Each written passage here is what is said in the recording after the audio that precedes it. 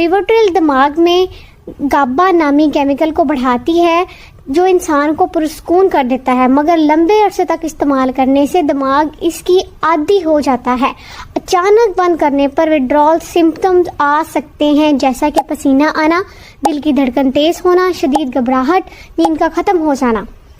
یہ دوا سستی اور مہنگا نقصان۔ پاکستان میں ریوٹرل کی قیمت چند روپے ہوتی ہے، اسی لیے لوگ سمجھتے ہیں کہ یہ نقصان نہیں دے سکتی، مگر حقیقت یہ ہے یہ میڈیسن زندگی برباد کر سکتی ہے اگر غلط استعمال ہو۔ کئی کیسز میں دماغی کمزوری، یادداشت کی خرابی اور ڈپریشن کا باعث بنی ہے۔ اور اس کے علاوہ ریوٹرل کو محفوظ طریقے سے کیسے استعمال کریں؟ صرف نیورولوجسٹ یا سائیکولوجسٹ کے ہدایت پر استعمال کریں۔ ہر ہفتے یا ہر مہینے اپنے ڈاکٹر سے ریویو کروائیں۔